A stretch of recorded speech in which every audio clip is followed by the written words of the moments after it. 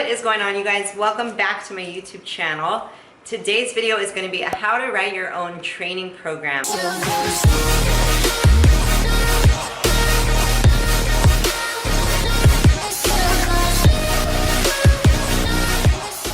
I thought this would be very useful because a lot of people, they just don't know how to construct their own training programs, even if you've been in the gym for a while. And if you're like me and you like to do things on your own and you don't like to look up stuff, I hope this video helps you a lot. Now, I want to preface this video with just a quick reminder that I'm still giving away for free, just for my YouTube viewers, my 12-week Bikini Body Challenge ebook, which is like 12 weeks of training. I poured my heart into that ebook. Like, it's pretty difficult, but you guys can do it. Everybody who's downloaded it has been loving it so far. Thank you for tagging me in your photos and letting me know how you guys are doing on the challenge. So I'm giving that ebook away for free just for my YouTube viewers, and also my nutrition guidelines ebook as well. So if you're interested in downloading those and giving them a try, the link is below in the description box. It's also going to be at the end of this video, like right in the right top hand corner in a little link. So don't forget about those. I don't know how much longer I'm going to be giving them away for free. They're usually like $60 total together, so pretty awesome little deal. I wanted to throw at you guys just to show my appreciation. So let's get started. The first thing I want to say is I am the kind of person who, if I don't have a workout written for me and I just go blindly into the gym, I don't have as good of a workout. That's why having a program pre-written can be really, really useful and helpful for you, because like if I don't have a workout written out for me, I go into the gym, I'm like kind of lost, I don't know what I should do, I don't know what I feel like doing. I spend a lot of time wandering around the gym, kind of wondering, oh, I don't know, should I do that? Am I too tired? And my brain is just like, bleh, you know, and I don't have as good of a workout as if I had a program written for me. Like, I go into the gym, I'm like, okay, I'm doing this, this, this, and this. I go get it done. I don't have to spend energy and time thinking about what to do. I just have to focus that energy on having a bomb workout. So I really recommend that you guys bring a workout with you to the gym, pre-written, and see how much it helps your workouts. I promise you it's gonna be like, wow, that was a great workout. And it's also a good way to incorporate new ideas. I dropped my pen. Try different workouts in the gym, maybe stuff that you're not used to doing, and seeing how that can improve your training as well. Because if you're just doing the same workouts over and over and over, your body will adapt and you won't get as good of results. So really recommend you guys try this. How to write your own training program. Whoops, I got my handy dandy piece of paper right here to help you. And the first thing we're gonna do is choose a split. So what is a split? A muscle split? That just means like you should probably, so let's assume that you're gonna work out 5-6 days a week. That's what your schedule allows. Of course, you can alter this if that's not true, but just for the purpose of this video, let's say you're gonna work out 5 to 6 times a week. So you have 5 days or 6 days out of the week that you're gonna train. So how do you break up your whole body into those 5-6 days? You wanna make sure that you hit each muscle group at least once during the week.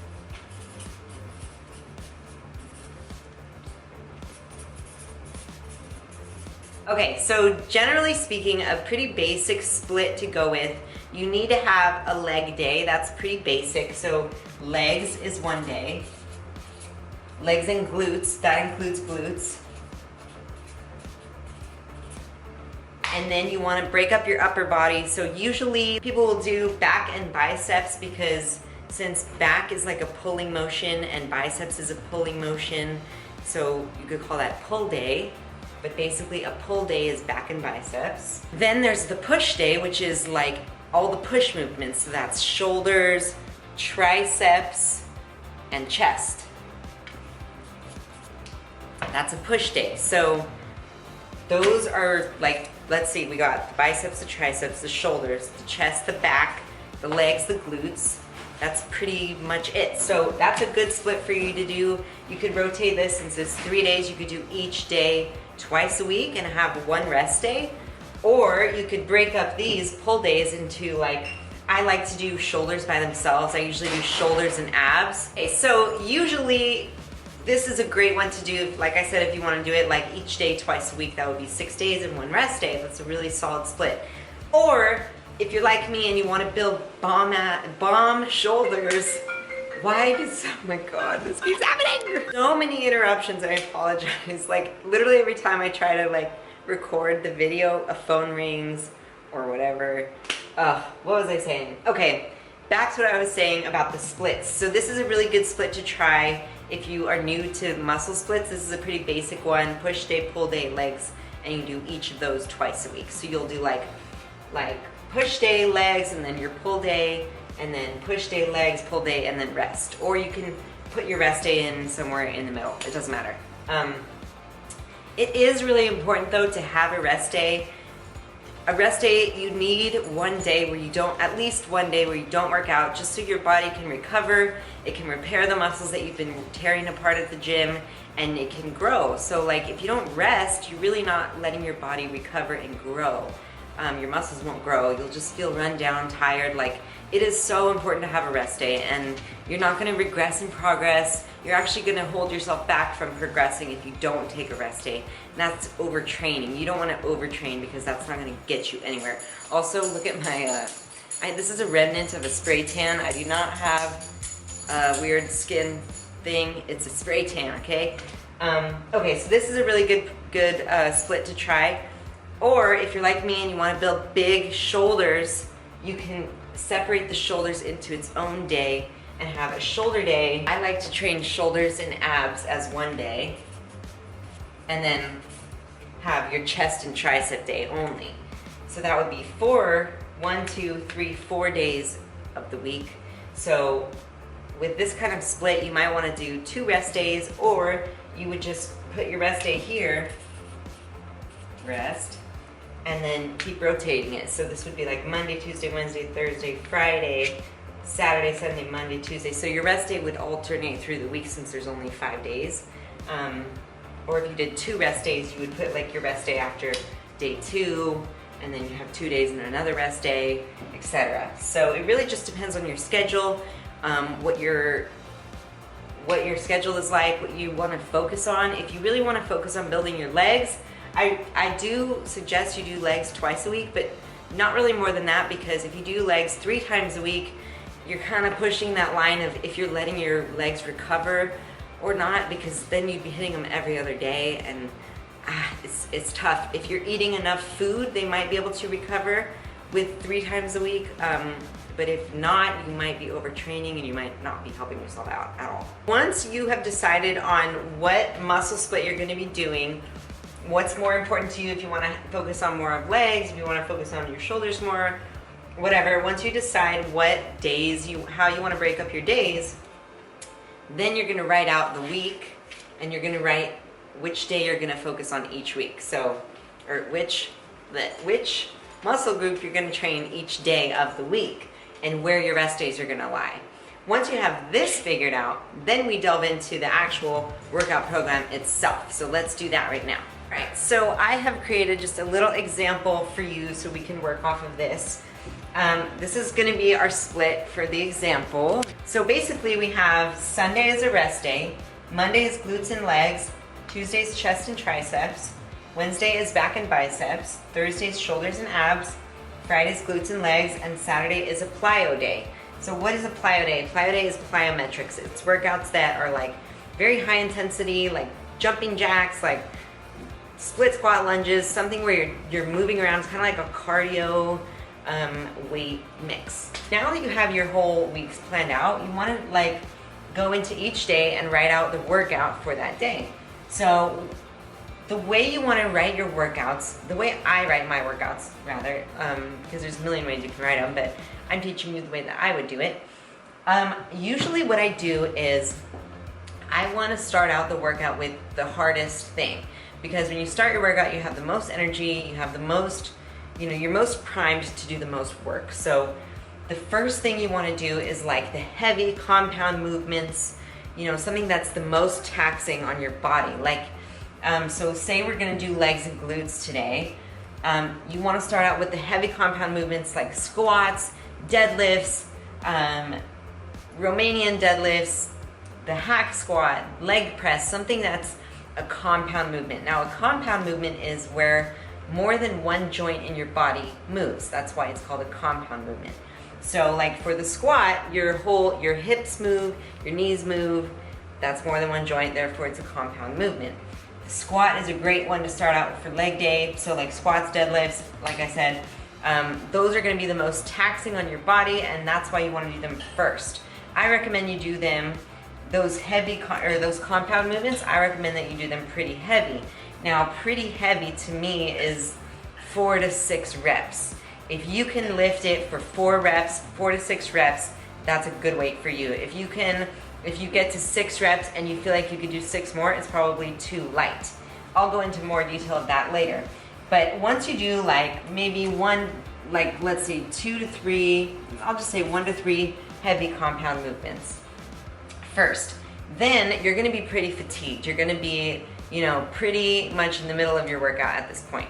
You're gonna be tired, but you still have some ammo in you. So then you wanna move to the next thing that would be like less taxing but still challenging. So that would be moving to like isolated dumbbell work. So what I mean by that is like dumbbells where you do like straight legged RDLs, or you wanna do a sumo squat with a dumbbell, something that's still compound movements, still isolates your legs and glutes, but it's not so taxing as like the squat and the deadlift. So that's isolated dumbbell work. I would recommend you do about 2 exercises of those. Then after that, you want to move to something that's very easy. Right at this point, you're really just trying to tire out your muscle. You're really just trying to burn out the muscle, give it every little bit of ounce of energy that you have left for your workout. That's when I would move to the machines and do some really isolated work on the machines. That would be like the quad extension, the hamstring curl, the abduction and adduction machine. The machines are great to use for burnouts. What I like to call it is a burnout is where you do as many reps as possible to really burn out your muscles. So for these ones, you're going to want to do like, I would say 15 to 20 reps. Compound movements would be 4 to 6 reps. Isolated dumbbell work movements would be, I would say 10 to 12 reps. So as you go through your workout, you want to increase the reps as the exercises get easier. But with that being said, I still want you to lift as heavy as you can to hit that many reps. So how heavy should you go? Let's see, so for the machines, I would do maybe like 3 exercises of those. So really it's like 1 to 3 compound movements, depending on how ham you go. I would probably do 2 heavy compound movements. That's probably about right. 2, 4. That would be 7 exercises total. That's not that much, but it's just enough to really like get a good workout in. So how heavy should you go? Like I said, you want to gauge your weight depending on how many reps you're trying to hit. So if you're trying to hit 6 reps and you can do 12, it's too light. If you're trying to hit 6 reps and you can only get 3, it's probably too heavy. You should be lifting as heavy as possible to only hit 6 reps. Does that make sense? So that's how you can really gauge your strength, and you want to apply that to each and everything. If you go through your isolated dumbbell work and you're trying to hit 12 reps and you get to 12 and you're like, I could literally go to 20, don't count that. Redo it at a heavier weight and do it so you can only get 12 reps. I assure you that if you keep on top of your strength that way, you will see crazy improvements in the gym. So even though we're lifting lighter and a lot more reps, we're still lifting as heavy as possible for that amount of reps. Now, the reason I like to start out with the heavy compound movements and a lot of lower reps is to really build your strength. And the reason that strength is so important, and the reason that it's important to hit these low rep numbers, is because especially if you're cutting, a lot of people assume like, oh, I'm cutting, I should do lighter weight and a lot more reps. Yes, in the end, that's maybe true, but in the beginning, if you've been going through a bulking program and you got your strength up really high, and then it's time to cut down and you say, oh, forget these, I'm gonna do 20 reps of squats now at a really, really light weight, you're basically throwing away all your strength. You wanna maintain that strength through your cut, because if you just ditch these 4 to 6 reps, those heavy movements, your body is in a deficit. It's gonna say, oh, I'm in survival mode. I don't need to keep all this muscle anymore. I'm lifting 20 reps really light.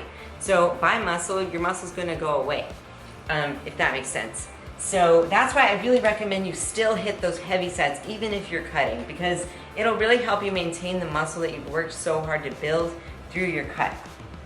So this is basically how I would design each and every day of your workout program. So once you have this down, I would just go in and fill in the blanks.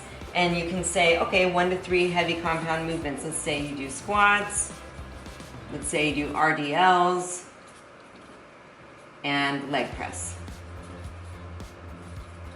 4 to 6 reps each.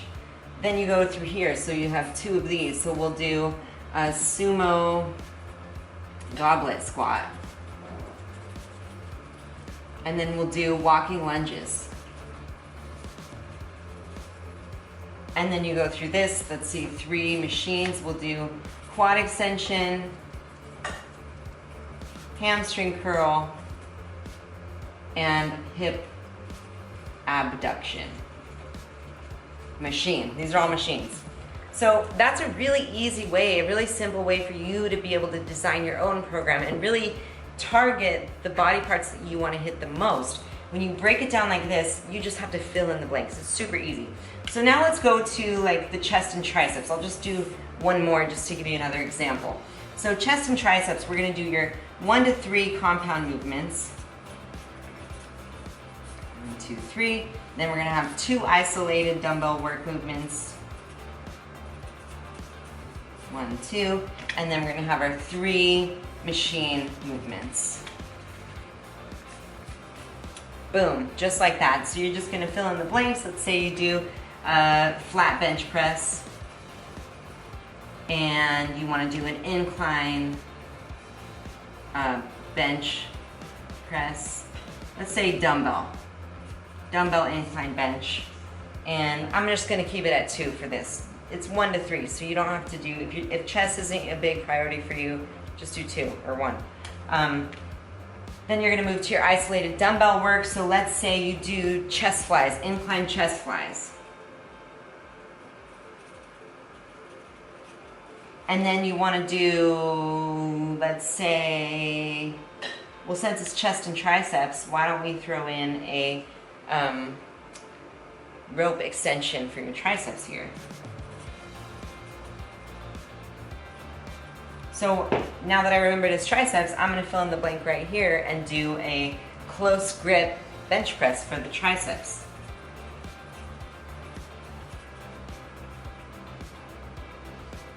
And then you move on to your machines. So just fill in the blanks. Do you wanna do a chest machine, maybe a single press chest machine? And you wanna do the tricep push down machine? And that's it. Maybe one more if you have another one at your gym. Maybe we'll do what goes under machines. Maybe we'll do burnout push-ups.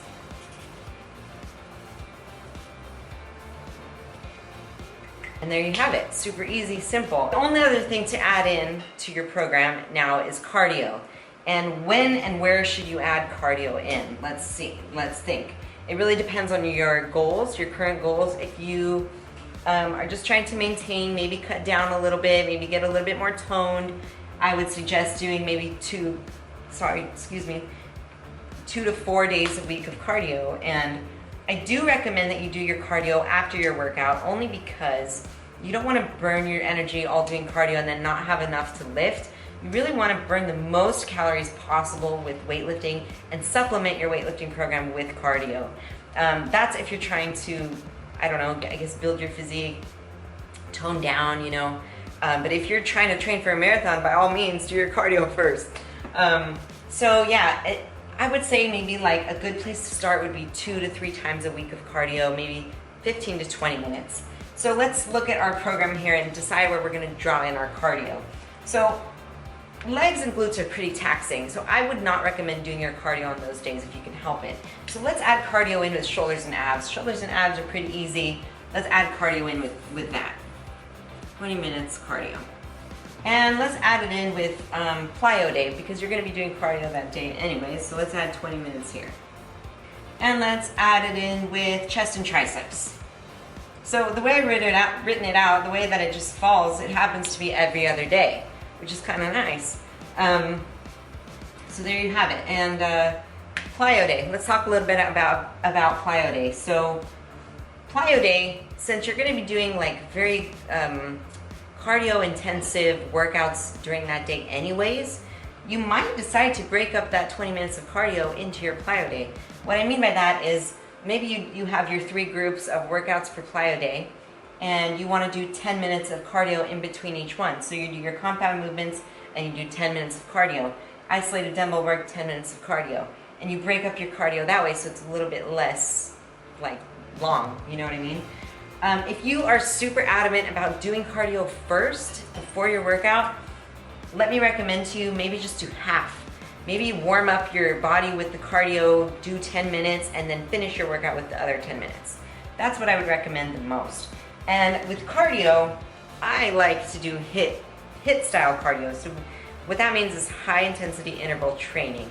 I like to do HIIT style cardio on the cardio machines. So basically, like if you're doing the stair stepper, you're gonna get on the stairs, you're gonna put it on level 6 for a minute.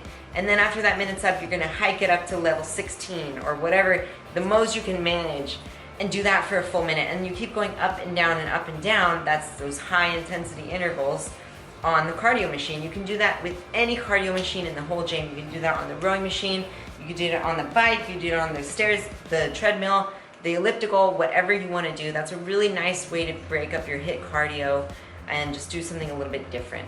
You could even do it boxing or jump roping or whatever, outside, it doesn't matter. That style, like 1 minute high, 1 minute moderate, is really effective for fat loss too. So that's, I think I covered all of what I wanted to say. So I hope this was pretty easy for you guys to understand. I did want to mention one other thing. Hold on one second. As you guys know, I did come out with these fitness tracking journals. And if you are somebody who gets like, I used to be the person who would come into the gym with my iPhone trying to track my weights and my progress in the gym, and pretty soon I had like 3 different notes pages and they were all unorganized and I didn't know what I'd lifted last week and it was a big pain in the butt. Or you write it on a scratch piece of paper or in a notebook somewhere and you lose it. That's the reason why I came out with these fitness tracking journals. These journals have everything in here for you to track your weights and progress in the gym. You can write out your workouts totally. Here, I'll open it up and show you. I know I've talked about them before, but I just wanted to remind you for this video since we're talking about workouts. Here's one of them. It says Be Fearless. There's 3 different styles. There's a black one and a brown one too. It starts out with your roadmap, your ambitions, 3 months, the dream, 1 year now, your weight measurements. It has your weigh-ins for 12 weeks. Everywhere you can write your weight, your daily weight and the weekly average. Then it goes into week 1. So you write your workouts through, actually this is just a breakdown of the week. Habits to break, habits to develop, key objectives. Maybe here you would write your legs, glutes, whatever each day. Notes, and each page has an inspirational quote on it. And then here's the important part. So here you can write out your whole workout. So instead of like writing it on like, I don't know, a piece of paper taped on your wall, you could write it in here and put squats, RDLs, you know, the reps you're gonna hit. And then when you're in the gym, you just have to fill in what weight you're using for each thing. And then you can look back and say, what did I use for that weight and how was it? You know, you can write notes that was really easy, go up next time or whatever. I've been using mine every day and it really, really, really helps to track and just have it all in one place. So really recommend you guys check this out if you're interested. It just makes it really easy to stay focused and progress in the gym. So I will leave it at that. Remember, you can, if you need some workout ideas, you can download the free ebooks that I'm giving away this month or for I don't know how long. The description is in the link is in the description box below. I really hope you enjoyed this video. Please comment your feedback. I read through all of them, and I really try to put out what you guys want to see. So thank you so much for watching, and I will see you next Monday, Wednesday, and Friday at 5 p.m. Pacific Standard Time here on my channel. Please subscribe to see more, and go kick your butts in the gym.